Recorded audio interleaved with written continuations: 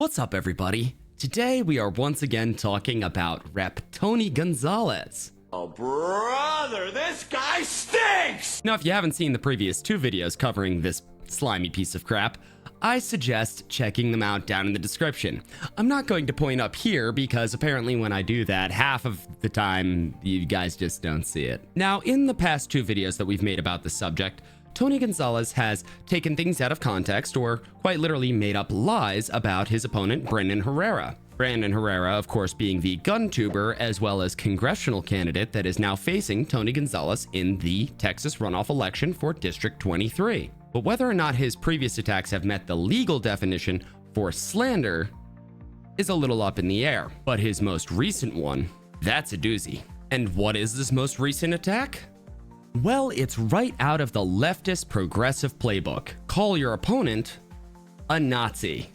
Bob Good endorsed my opponent, a known neo-Nazi. These people used to walk around with white hoods at night. Now they're walking around with white hoods in the daytime. Yes. Tony Gonzales has decided to call his opponent, Brandon Herrera, a known neo-Nazi, as well as calling two people that happen to endorse Herrera Klansmen.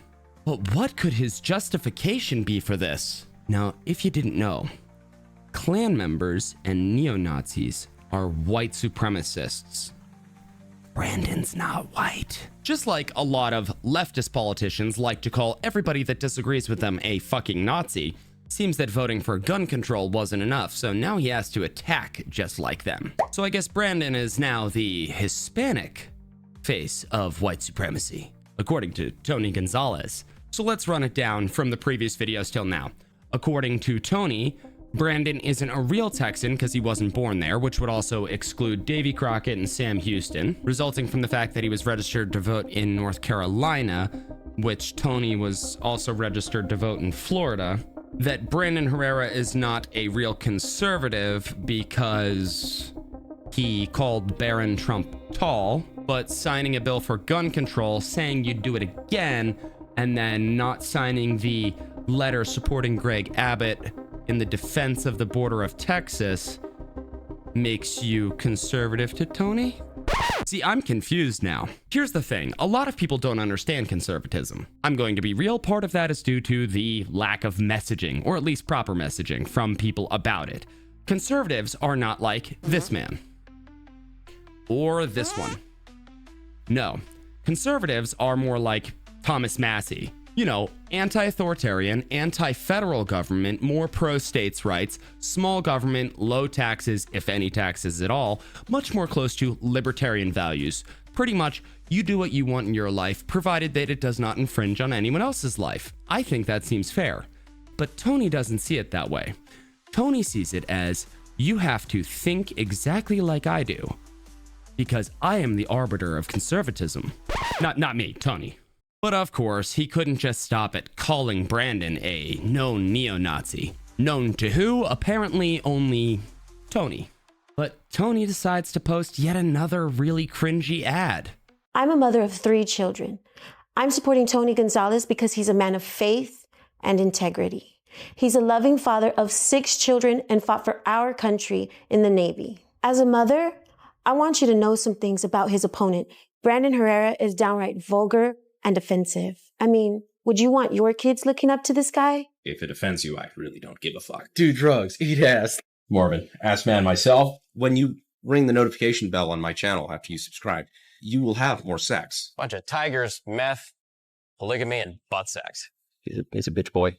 Calling your ex a whore, or they're calling you an incel who used to fuck blow up dolls.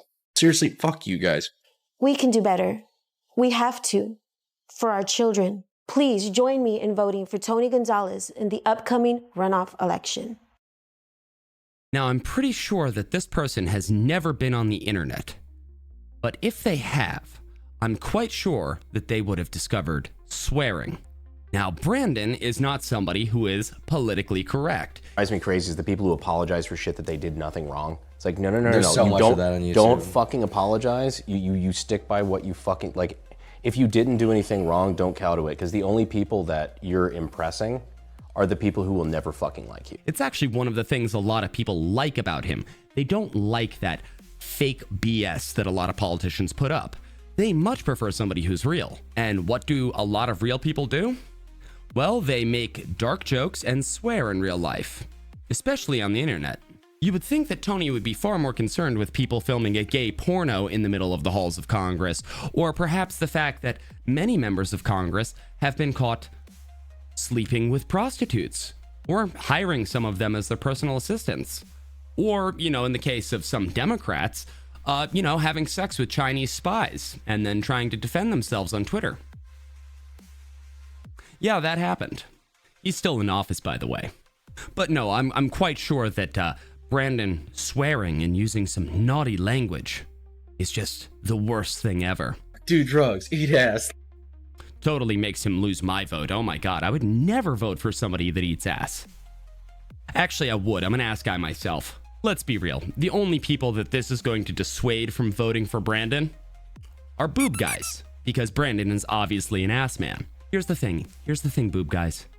We respect you. Just respect us too. But of course, Tony claims to be the biggest supporter of Greg Abbott and Trump's border bill, even though he, didn't sign any support for said things.